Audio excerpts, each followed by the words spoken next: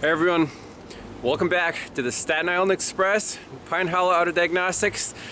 It's a new year and plenty of cars to diagnose, so let's get started. We have a 2010 Jeep Liberty. Customer complaint, blower motor doesn't work. Well, isn't that a familiar sight, like Jeep blower motor? I've seen that before. This system's a little different than the Jeep Commander that we fixed late last year. It has the manual AC controls. However, here's the blower motor resistor. This one looks like a smart, a power transistor with one skinny control wire instead of an old school, with the 4 fat wires coming from the controller. Here's the wiring diagram. So this is our module, power blower motor front, and the control is in the HVAC module. Here's the blower motor itself. And I guess here we have a supply, that dark blue wire, and it's kind of misleading, blower motor control, but that says blower motor supply, but that's the pulsed ground that's then grounded here. So very easy. Let's start with a test light. Of course, the resistor and the blower motor are new, and hey, made in China, VDO. It's the best brand available. I just want to unplug the blower motor and put in the test light and see if the test light lights up, and then go from there. Also, I noticed when you turn the key, it sounds like a woodpecker in the dash sometimes. Let's see, let's verify customer complaint. This thing right here, the recirc motor, is making a lot of noise. There's the connector for that guy, but not worried about that for now. Let's just focus on the blower. So here's the connector for the going to the blower motor. We unplugged it. No messing around. We're going to plug in a 5 amp test light using the AES Wave adapter leads. They always fit perfectly. Love it. Alright, so there it is. Let's do key on. No blower action. Okay. So there's the woodpecker again. So now let's see if we have a power feed, that power supply wire. Let's check that. So looking at the diagram, one of the wires going to the blower motor should be a constant power. And also that same wire goes to our little module. So test light connected to a cigarette lighter. Now this adapter is very handy. Check it out on the Amazon store. This is made by Power Probe, and it gives you a convenient power and ground for your banana jacks right from the cigarette lighter. No guessing, no trying to find the stud under the dash. So if the test light is connected to battery ground, the other side touches positive, light should light up. It does. So if this touches a positive, light should come on. Nothing there, nothing there. Well, how about that? And we can also, quiet down, verify that at this connector that goes to, that's really annoying. It should be a constant power.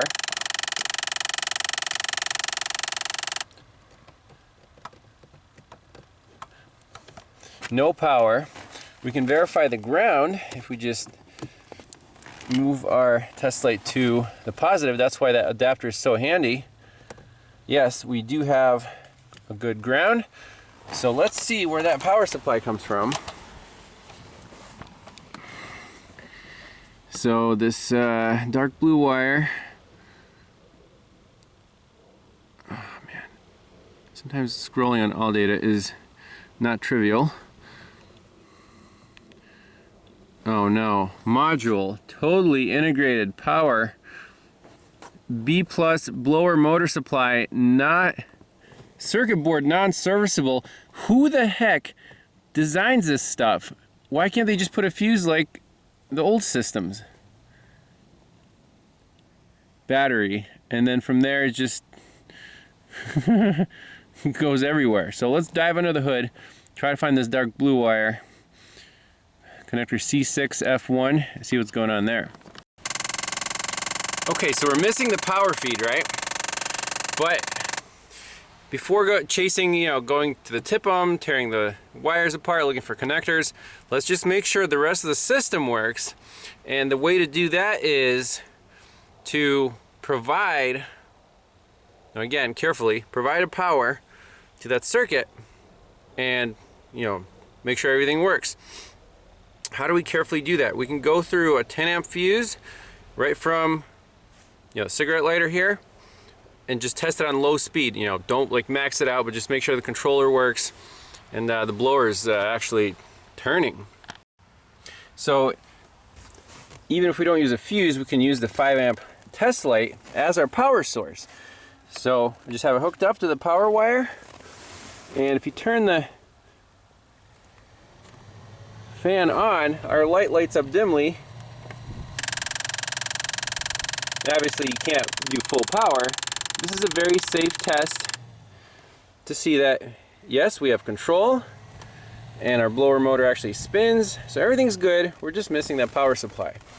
Now we can go to the actual tip-em and find this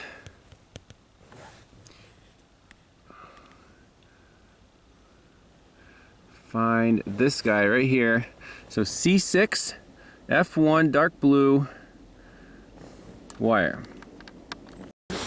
I guess we decided to show up. Howdy, y'all.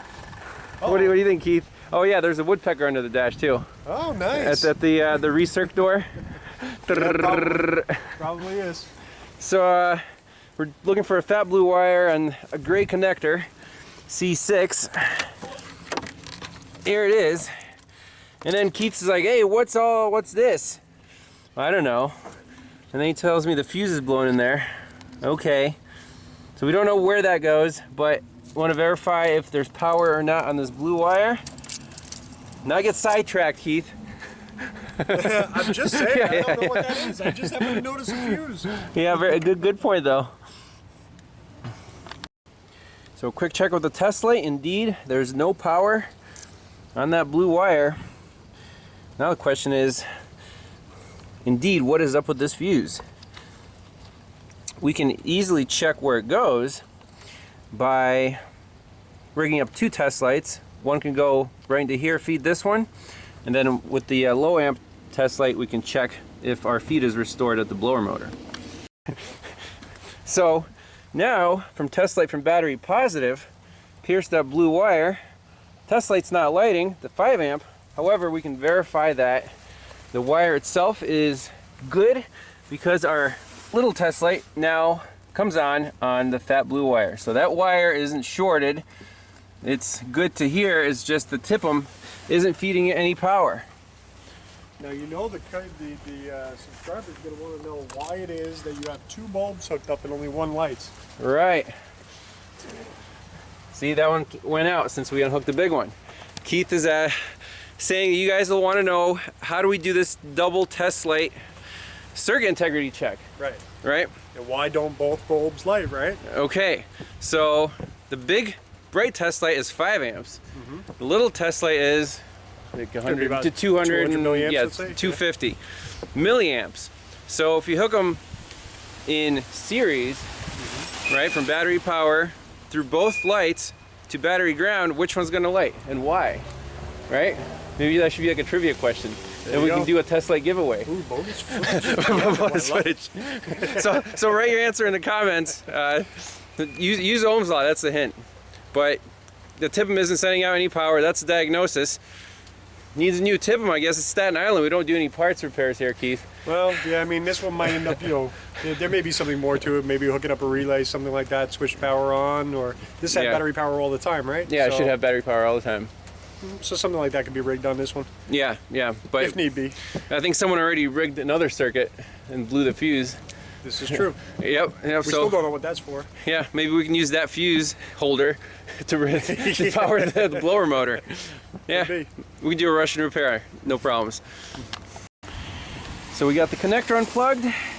Looks nice and clean, no green crusties. And, well, if it was just that one circuit, we could bypass, just put a fuse to that blue wire. However, the customer also says intermittently his radio and his dash lights go in and out. So in this case, and it being Staten Island where time is money, new tip 'em. That's the diagnosis, and it will need programmed. So that's it for this one. A lot more to come.